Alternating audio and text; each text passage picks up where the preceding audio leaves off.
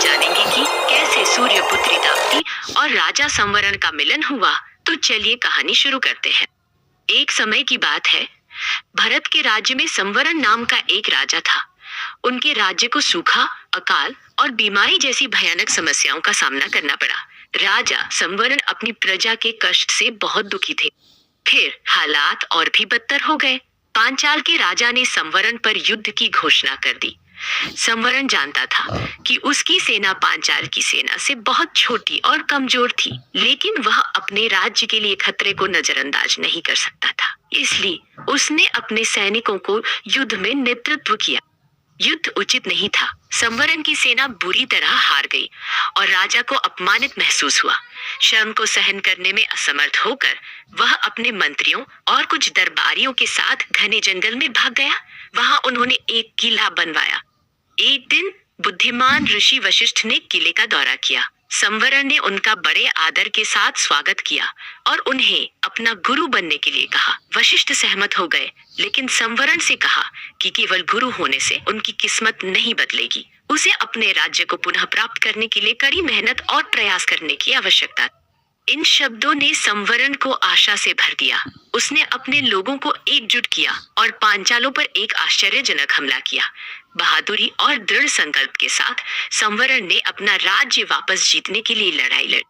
सूर्यदेव की बेटी ताप्ती ने उसे स्वर्ग से देखा। वह उसकी कुशलता और बहादुरी से बहुत प्रभावित हुई। उसके पिता सूर्य ने नश्वर राजा के प्रति उसकी प्रशंसा देखी और उसकी मदद करने का फैसला किया।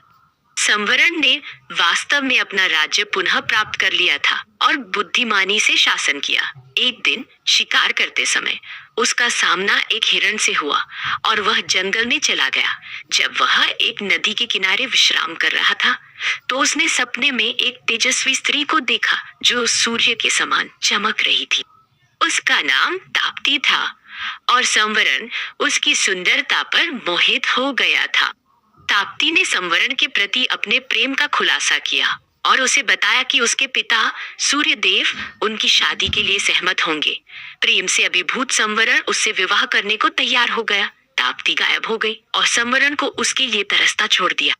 बाद में संवरण को एक आवाज से जगाया गया जो ताप्ती की आवाज थी। उसने उससे खुद पर नियंत्रण रखने का आग्रह किया और बताया कि वह उसके पिता सूर्यदेव थे। संवरण ने ताप्ती के प्रति अपने प्यार का इजहार किया और शादी का प्रस्ताव रखा। ताप्ती सहमत हो गई और संवरण को अपने पिता की सहमति लेने का निर्देश दिया। संवरण ने पूरे मन से सूर्यदेव का ध्यान किया। उनकी भक्ति को देखकर उनके गुरु वशिष्ठ ने सूर्य को ताप्ती का दूत बनने की पेशकश की।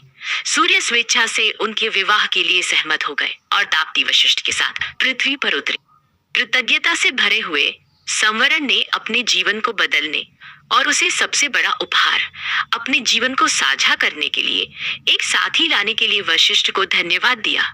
सूर्य और अन्य देवताओं ने जोड़े को आशीर्वाद दिया और प्रकृति की सुंदरता के बीच वशिष्ठ ने उनका विवाह संपन्न कराया। इस प्रकार नश्वर संवरण और दिव्य ताप्ती पति पत्नी बन गए, जिससे उनकी प्रेम कहानी का सुखद अंत हुआ। उनका पुत्र कुरु था जो पांडवों और कौरवों का प्रसिद्ध पूर्वज था।